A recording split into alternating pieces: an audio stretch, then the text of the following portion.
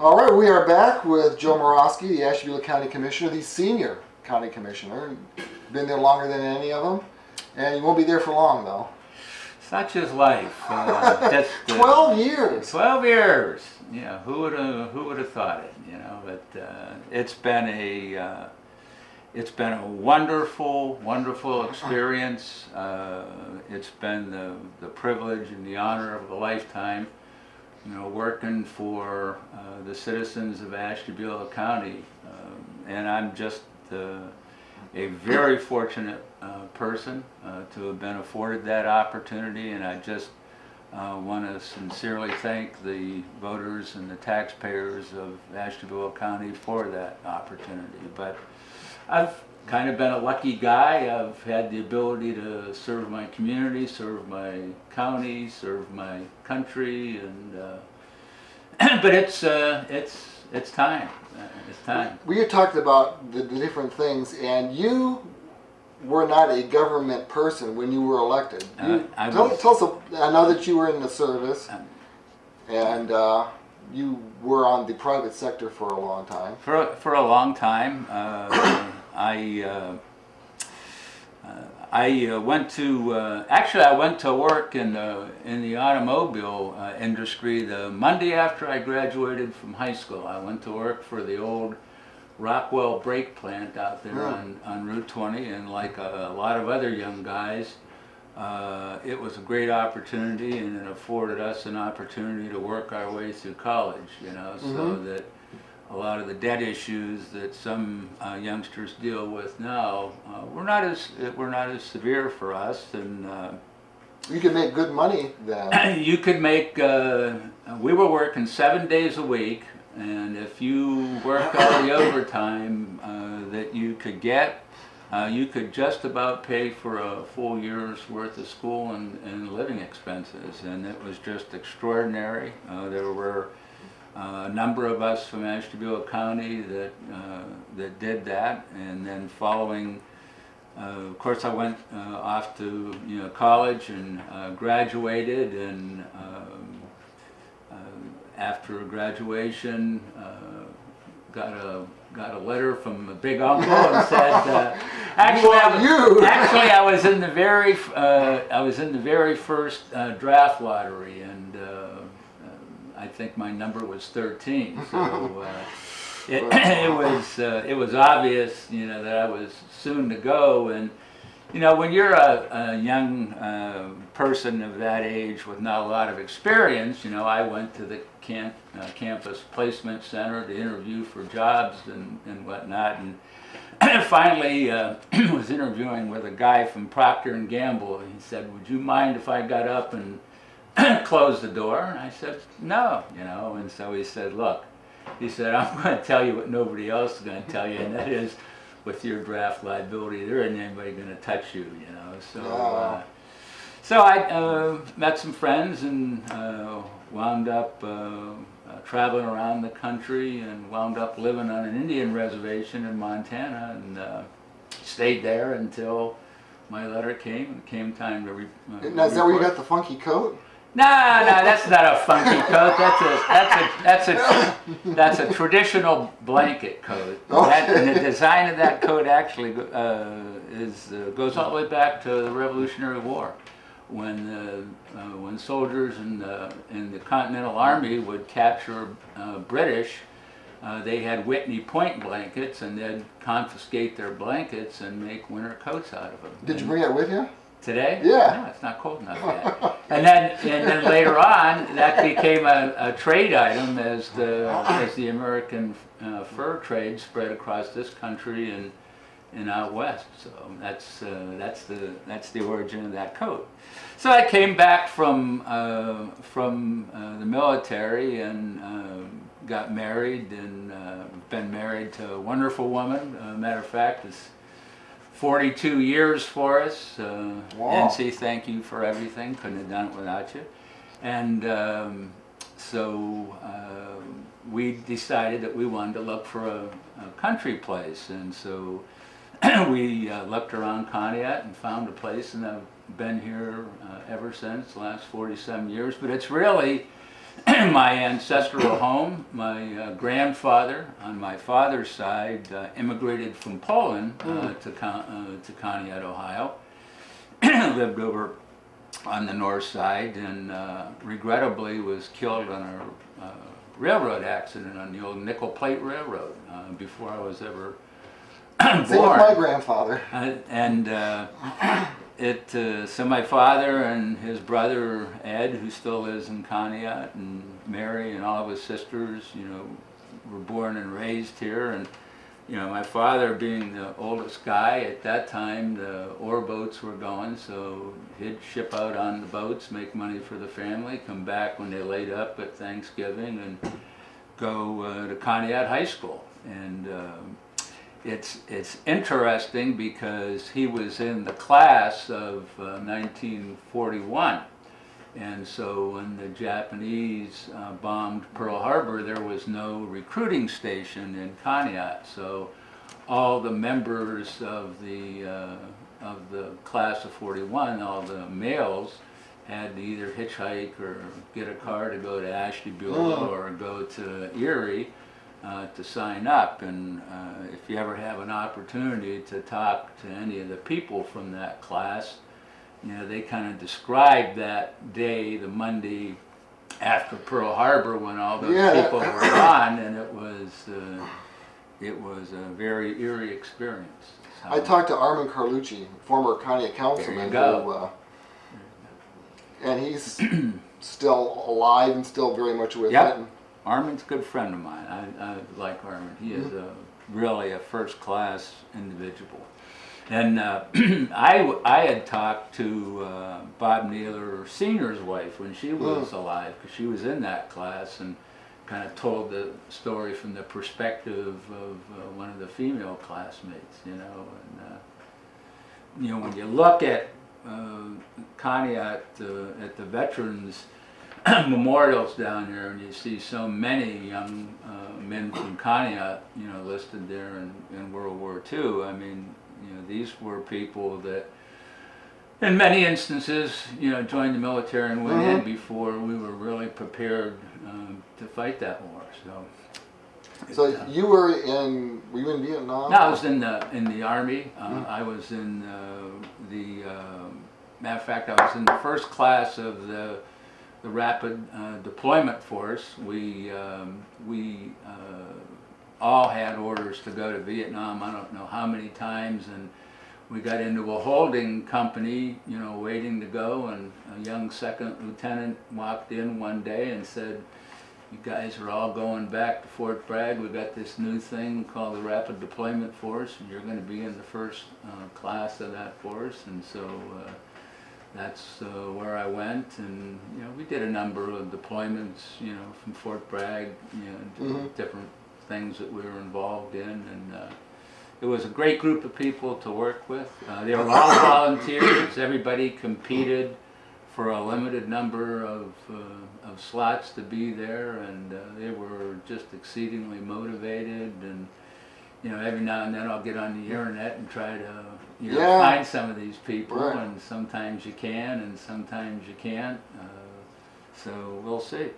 So anyway, just to get on with the story, so then I came back, went to work for Premex, and spent about 25 years with them, and joined the company when we only had the facility in North Kingsville, and then we built or bought 7 more factories over the course of the next 25 years, did work overseas, and it was another great experience. And it gave, working with George and Ford, it gave a young guy an opportunity to work with some, really dynamic entrepreneurs that really knew a lot about people and how to treat people well.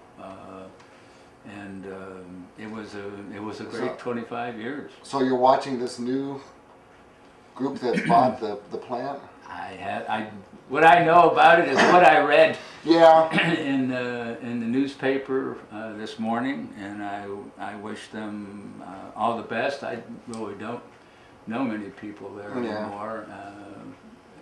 After I left Premex, I started my own, excuse me, consulting business, and did that for about 8 years, and wound up shutting it down because my mother became ill and decided she wanted to die at home, and somebody had to be there to take care of her, and it was an experience I wouldn't trade for anything, but I'd never want to go through it again. You know, so why did you decide you wanted to run for county commissioner? Well, as I was,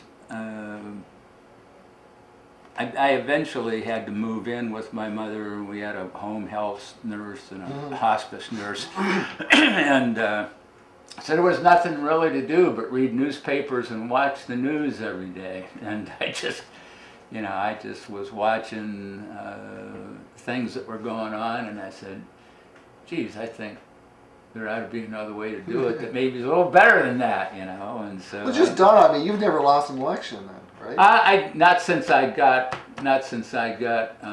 elected to the Board of Commissioners. Oh, okay. But I ran twice before that and was unsuccessful, you know, and then finally was. And you know, towards the end, we'll talk a little about elections and some of my thoughts on that. Yeah, you want to talk a little bit about the way they're being done today. Well, I had some thoughts, you know, about it, and maybe there's something to it, maybe there isn't. Well, tell me, when you got into office, your perception of the Board of County Commissioners, what your perception was and how it differed when you got in there into the thick of things.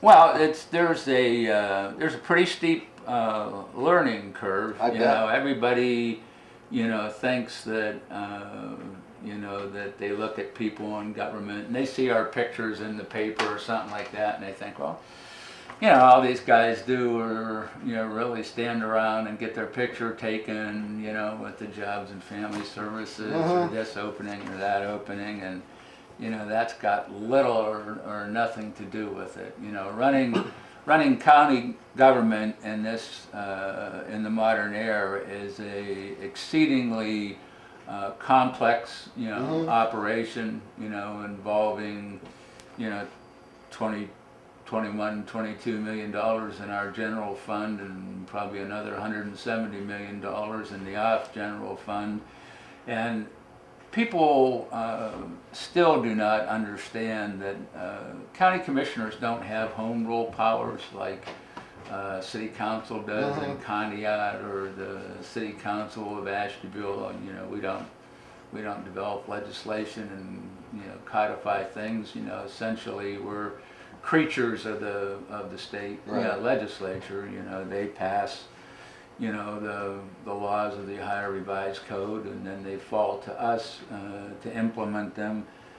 Sadly, they frequently fall to us with any of the financial resources to do that. It's called kind of an unfunded mandate. Yeah, a lot of those. And you get a lot of those, and it is, you know, in the modern world that we live in now, it is a very, very complex situation. You know, we deal with, you know, with issues indirectly through Jobs and Family Services or the Children's Services Board that has their own board that most people don't even think about when they think of government. You know, what happens when the drug addiction in the county spreads to the point where people wind up, you know, losing their children, and where those children get placed, and under what supervision, and how is that paid for, you know. And so when the founding fathers really kind of, you know, thought about what government, you know, was going to be or how it was going to be run,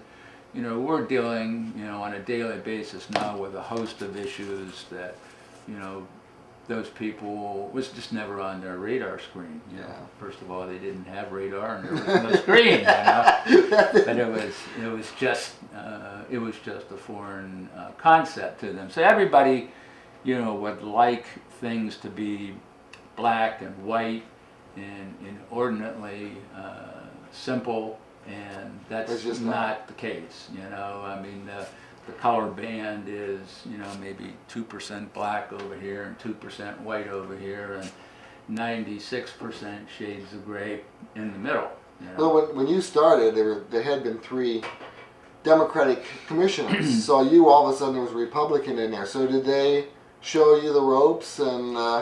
Well, there was a lot of self-tutorial that went along. You know, you had to figure it out. It was a change, you know, for everybody, and I remember our old clerk, Julie, was looking at me one day, and she went like this, and I said, "What the heck are you doing?" She said, "Well, I had heard that there were horns and all this other things, you know." So it's just no horns. Okay. Yeah, it's just.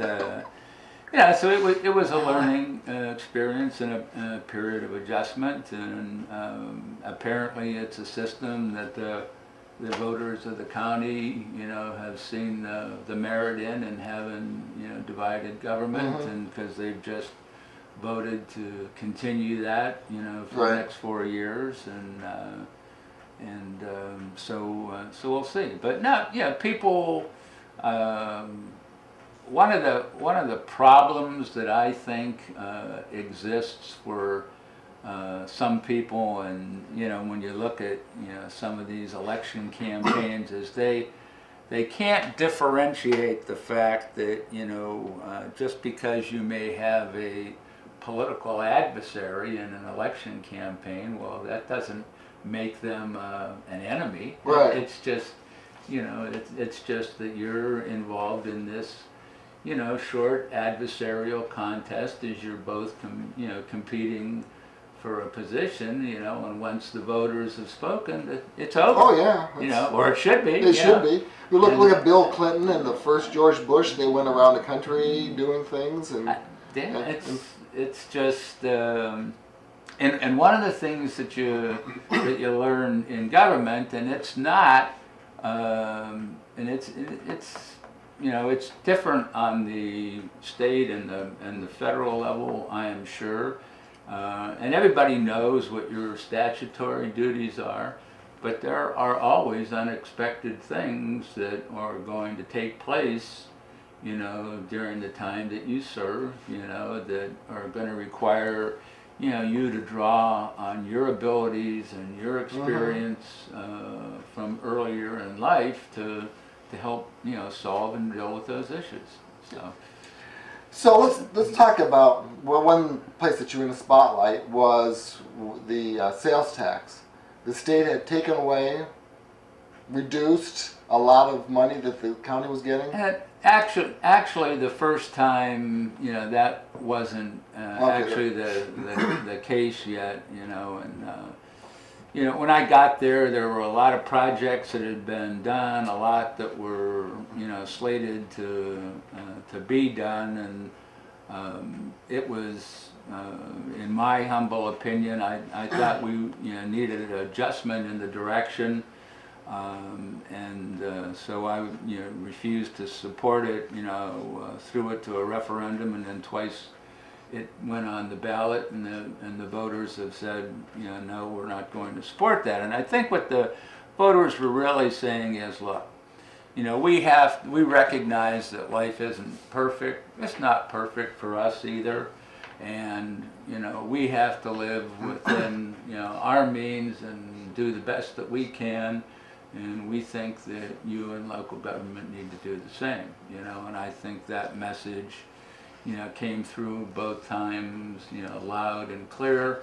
And I think for the immediate foreseeable future that is going to be the message to local government, you know, that you need to live within your means, and you know, if there's extra revenue that's required vis-a-vis levies or other things, you know, it needs to go on the ballot, and then we'll decide on a case-to-case basis if we think it has merit or not, you know.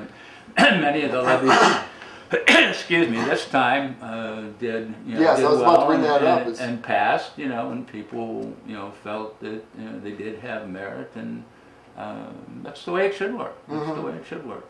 So, Were you surprised on, like, I thought the Metro Parks levy, the fact that passed?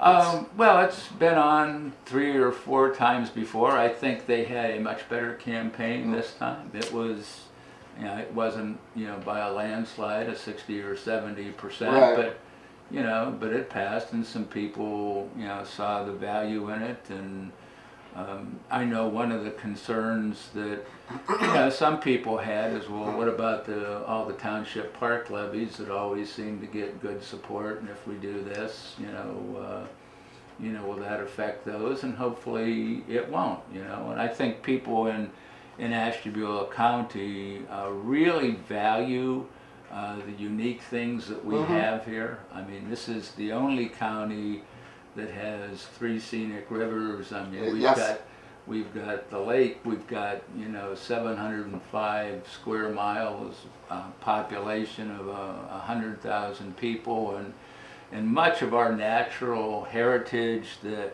the first people, non-indigenous people who ever came to this area, much of what was here then is still here now. Not everything, but much of that. And I think people recognize the value in that, and once that's gone, the damage is irreparable. You can't recreate that or get that back, right.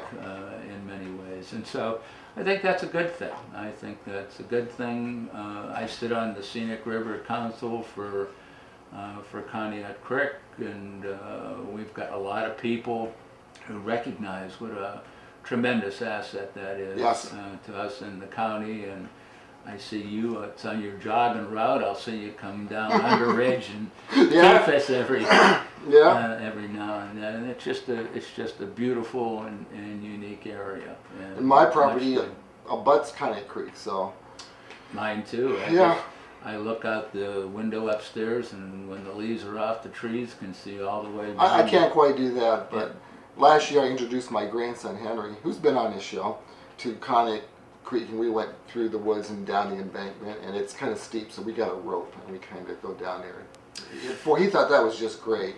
All winter it's like, we gotta go down to the creek, we're gonna go down to the creek, so we did it several times this year.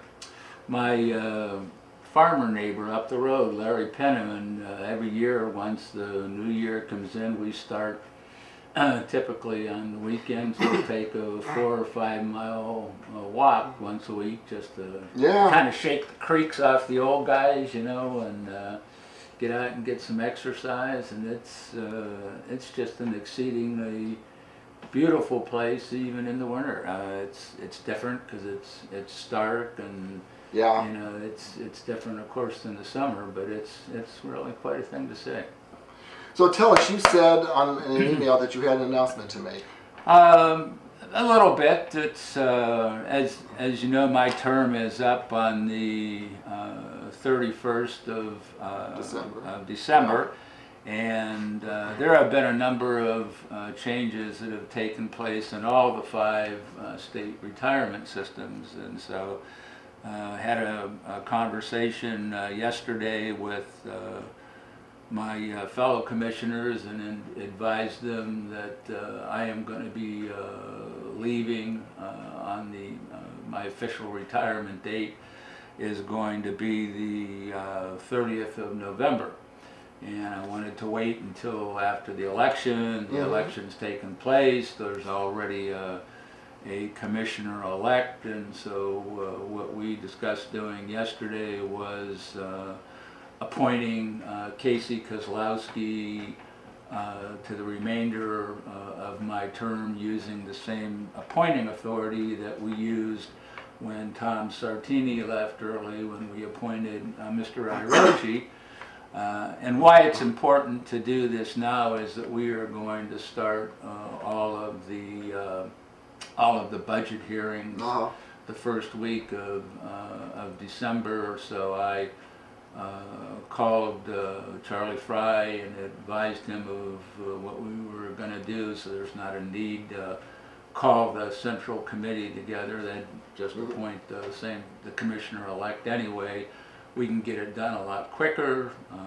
Talked to Casey yesterday and essentially asked him to be prepared to go on that timetable to contact Janet Disher, our county administrator, who really has done a fabulous job for us, and who really heads up a lot of our budget negotiations. You know, he can meet with her, get a lot of information, get prepared, so as soon as we get him appointed, you know, he can kind of hit the ground running and be prepared to participate in all those budget hearings that take place in the month of December, you know, to move out as expeditiously as it can. And it just, it is, you know, it's probably the best way, you know, to do it. And get him acclimated, rather get him in the loop, rather than after all said and done. Yeah,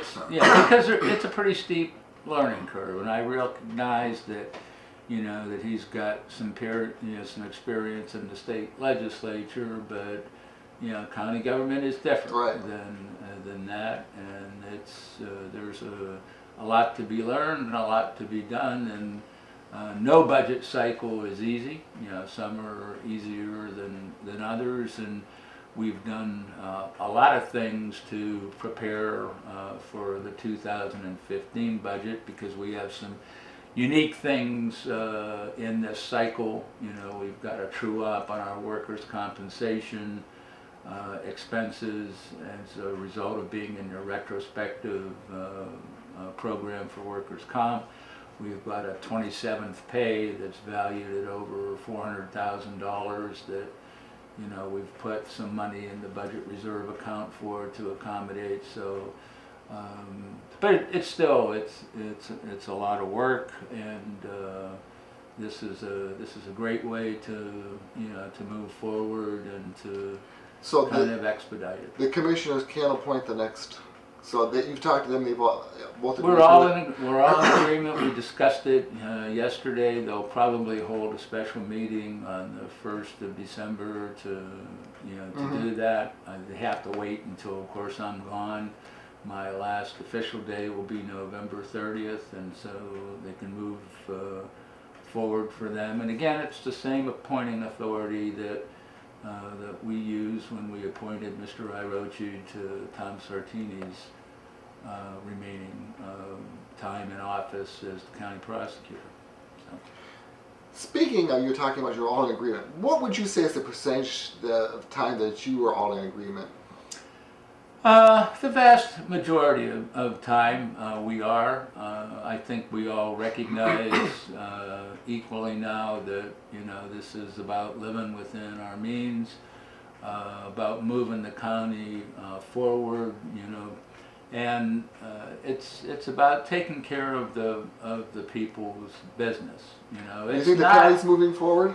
I think it is. I think it is. You know, we're in a difficult period economically. I think we've got some, you know, some great opportunities that are going to be coming our way in the days and weeks and months and years. So what kind of opportunities? Well, I'm not I'm not telling you that. We could talk about my coat, but we can't talk about the opportunities. What happens, quite frankly, is, you know, many times when we deal with people, you know, they want to be able to talk to people in some degree of confidence. Well, you know, they're trying to, you know, pursue the feasibility of things. And if you run out and repeat everything, you know, that they have said, A, you're going to run the risk of, you know, violating a confidence, you know, B, you may scare some people away that otherwise might be willing to work with you, and C, sometimes you create, you know, an expectation that may not come to fruition, and then you've got, you know, people that, you know, are disappointed in right. You know, so you're much better off, you know, waiting, speaking from a position of fact and some degree of surety, and I think it just works better and is a more responsible way to approach that. You think the county is friendly to new business and industry, making it as easy as possible for them to come in? I think that you can always strive to do more. We're working with our building department, right now to try to make that more seamless in the permitting process. Would like ultimately to be able to get our permitting process online so that people can have a much easier way of filing their permits or drawings. You need software and technology to back that up. We're in the process of implementing some of those improvements now, and it takes time. Sure. I mean, government by its very nature is resistant to change, and it's to those of us that come from the private sector, we kind of got to scratch our heads and it's a different animal. Well, it is, but it's learning, and there are more, I think, good things to come. Hopefully, on a national basis, we've got the majority of the recession behind us. Still not where we'd like to be, for sure, and we just have a tremendous amount of work, I think, that needs to be done in terms of job training for people to prepare them for the jobs of the future. When I described the job that I had at Rockwell Brake, as long as I could go like this all day long or go like this,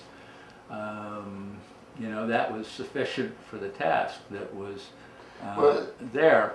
Those jobs are gone, they don't exist anymore, they're not going to come back. I mean, manufacturing is a highly technologically integrated process right now, and we need to get people trained in order to do those tasks, and you can't train anybody if they're drug dependent. Yes.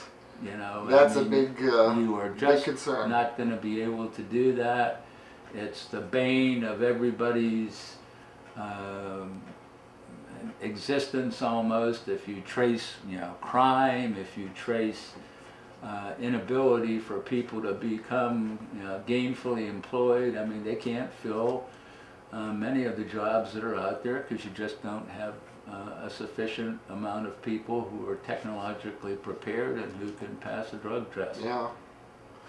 Those conferences they have every year. There was one at Lakeside High School a few months ago, and there's one last year at Spire, and I mean, just a full day where they're talking about that. And I attended some of that, and some of the manufacturers. Opiate summit. Right, exactly. And some of the manufacturer heads are talking about how difficult it is, and then you have to hire somebody to watch somebody else, and people don't realize that a good employment physical, be it a pre-employment or a post-employment physical, is going to cost somebody hundreds of dollars in addition to the amount of time that you've already spent in the interview process. And when you have to interview in physical 10 people to get 2 or 3 employees, I mean, the cost of the business is just astronomical. But before we go to the next break, tell me what you're going to do on retirement, which is a couple weeks away. Well, I'm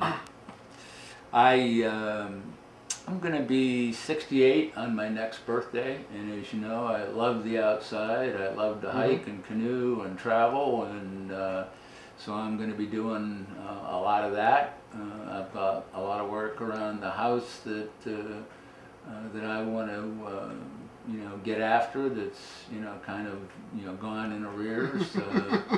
I don't see me riding off into the sunset in Florida someplace, and I don't see me in a rocking chair someplace. So I'm going to continue to be involved in the things that are important to me, and one of those is the American Legion here in Conneaut. I'm a member there, and when you look at the contribution that the American Legion makes to the residents and the community of Conneaut, not just financially, but other things that we do, it is very significant, and it is an important part of the fabric of who we are here in Conneaut.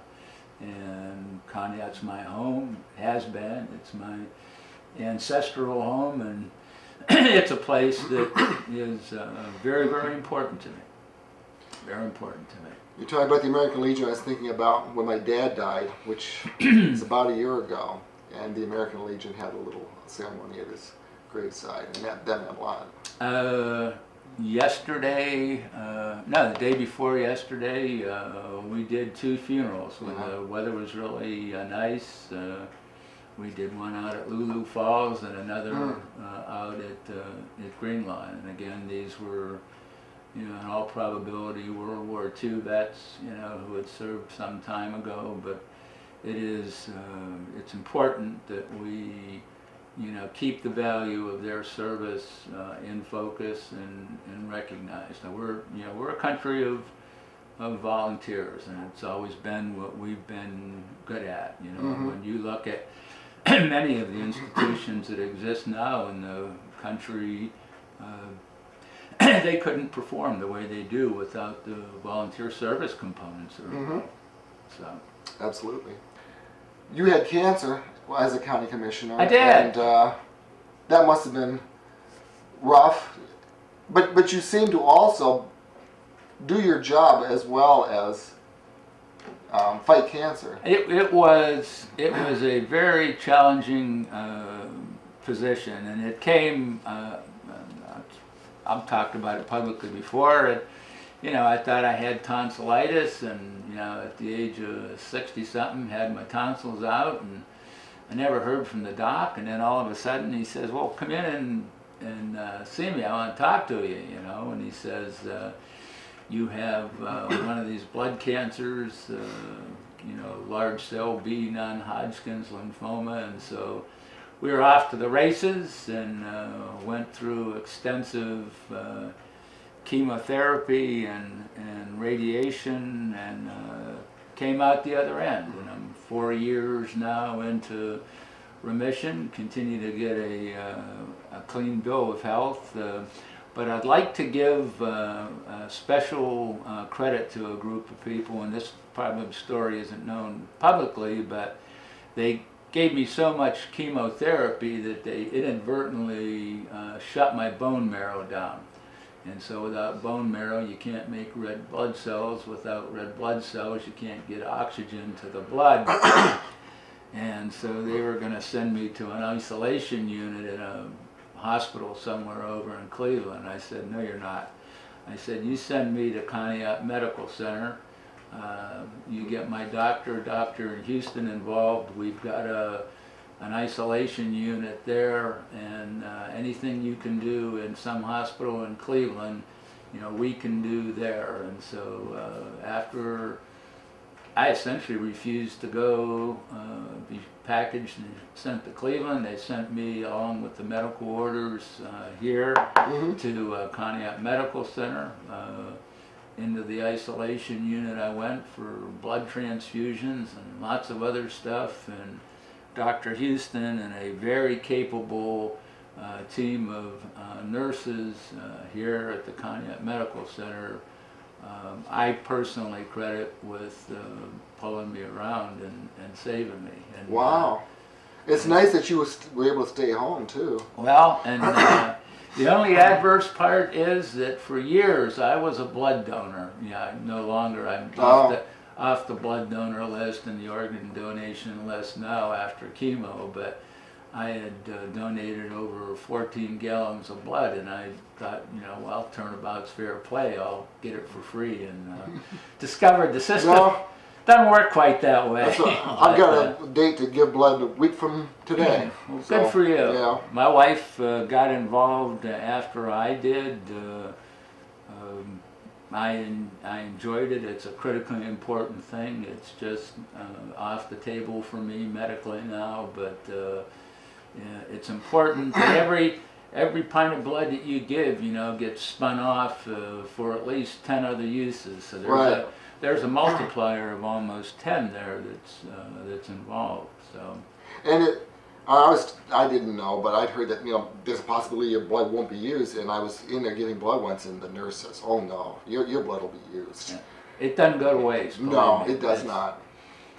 safe blood system in this country is just an exceedingly important component, you know, in the practice of modern medicine, you know, and, you know, you look at places overseas where they don't have a safe blood supply. I mean, where do you go? Right. I mean, without it, you know, you can't do reliable, safe surgery. You can't do anything. So it's very important. But I just wanted to remind the people of Conneaut again what a great asset they have at the Conneaut Medical Center. Yeah. It really is.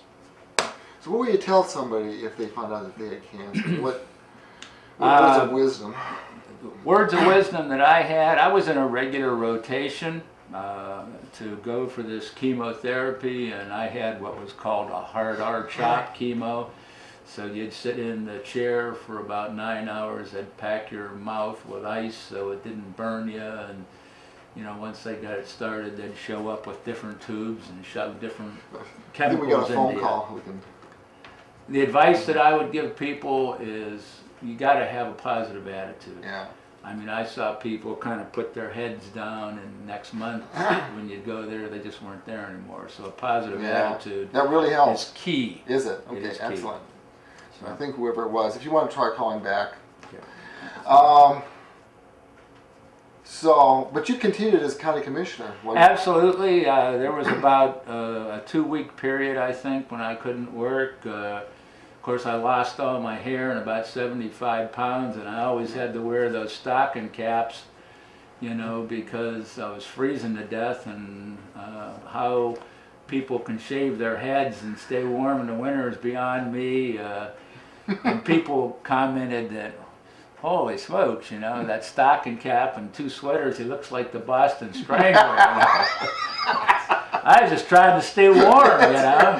It wasn't a fashion statement. It wasn't a fashion statement, believe me, you know, but it was, and I want to give a lot of credit to my, you know, my fellow commissioners at the time, because there were some times when I just couldn't get out of bed in the morning and couldn't go in, and you know, they picked up the slack and carried the weight, you know, and so I just want to publicly thank them, because there were some kind of dark days there. I bet. But speaking of dark, I guess I know that you have some opinions about some of the last campaigns for elections. This is only my opinion. You know, election cycles will come and will go, but for my perspective, and I've been involved in some, you know, some pretty good jousts and contests. I think elections are about the future for the most part, and they are about a positive message, you know, of where you are going and what you want to do, and you know how you want to lead a particular a group of people, whether it's a city council or a village council or a county board of commissioners or the state or the federal or anybody. And I think positive messaging is very important, you know, and running full-time page ads with crime and drugs and angst and things on it, I think is counterproductive. And you know, personal attacks on people, you know, are just adolescent and juvenile. And I think that ultimately, you know, they can be the difference between a good candidate winning or losing. You know, so my advice to people is to, you know, develop a positive message. Talk about, you know, what you're going to do to make things better. Rather than how bad the other guy is. People have enough discouraging things to deal with in their life right now. I mean, life can be tough enough, even when things are going well. You need to have a positive message. You really do. Well, what does it say for a candidate that I can't think of anything that I want to say about what I would do on the job, so I'm going to emphasize how bad the other candidate is. This person did this person did that, and at the end there's a little thing that says vote for whoever.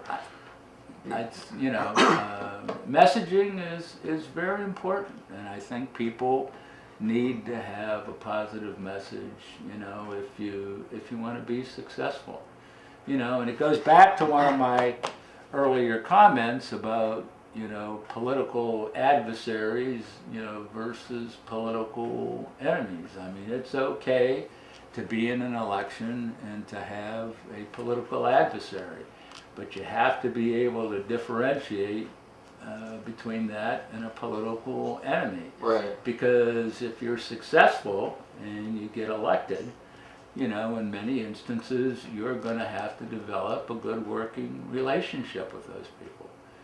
And how are you going to do that, you know, after you've just spent a lot of time and money trying to run them into the ground? Right. You know, that's my advice. Take it for what it's worth, but take it from a guy that, you know, was elected, you know, 3 times in a county that's frequently viewed as a Democratic county, and everybody knows I wasn't a Democrat, so it can be done, but you got to have a positive message, you know, and you got to be willing to work with people. It kind of reminds me of when I first started out a few years ago.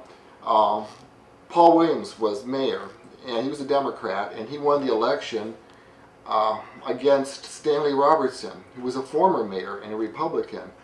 And after Paul Williams won the election, every Friday they went out and had a milkshake together. And one would buy one day and one would buy the next week. But I mean, that's how things were there. Like I said, it's my advice, take it or leave it as you choose, you know, but I think it's good advice, and as I said, you know, people have enough difficult things to deal with. And I think by the end, I mean, I was sick of the ads. Everybody is. Yeah. So, you want to talk about the Rolling Stones? Yes! Because you saw, was it 66 in Pittsburgh? I saw them on their first U.S. tour, and it was almost by accident, you know, and it was during the British invasion, and I was in Pittsburgh, and there was this band I hadn't heard of before that was, and it might have been 65 or 64. Yeah, I bet it was earlier than 66. I think it was 64, actually. But they were going to be in Pittsburgh, you know, and they were charging an outrageous price per ticket of $5. Wow. And I had $5, so I decided I'm going to go see, you know, this band. And they had so much energy, and they were just so different. And at that time, Bill Wyman, the bass player, the Wyman, and Brian Jones, who was the original front man, you know, were in the group, you know, and it was, you know, when I happened to be watching television and I saw their tour that they did in Hyde Park this year playing. These guys are in their 70s now. Yeah. And I looked at, you know, at Mick Jagger and Charlie Watts, these guys in their 70s, you know, and when you look at how they moved on stage for 3 hours, that's they're pretty good, pretty good shape for the shape they're in. You know, I'm sure that, you know, that almost 50 years ago they never thought that, you know, they would be where they are now, or that they'd still be playing. You know, and I know you're a fan. Charlie Watts said once that back then that you were in a band with it for a couple of months and you never thought it was going to last. But I saw them in Toronto last year, and it was more than $5. It was more like $300. So. Well, I'll go. That's inflation. I'll go for $5. I'm pretty thrifty. I don't know if I could spring for $300. You know. And that was an OKC, but it wasn't like down on the floor, right in front kind of thing. It's interesting, you know, the longer you live, how you see things change and evolve, and so it's it's been a very interesting ride, and I'm looking forward to a lot of interesting things sure. In the future. Next year I'm gonna go back out sailing up the coast of Maine, and my wife and I have a 43rd wedding anniversary trip planned for next year. We're gonna spend 2 weeks in a raft going down the Colorado River through the Grand Canyon. Take a camera. Well, I'm sure we'll take a number of them. All right. Well, thank you very much for stopping by. It was my pleasure, and again, I just want to sincerely thank the voters and taxpayers of Ashtabula County for the opportunity to serve them for the last 12 years. It has really been the privilege and honor of a lifetime. I am sure that when my grandfather came to this country in his wildest dream, he never would have thought that, his grandson, might be, I'm sure he didn't even know what the heck a commissioner was, but would never have an opportunity, many of the opportunities that I have had in my lifetime. So. And who knows what younger people today, my grandson's 3 and 5, what will happen with them. Many good things, I hope.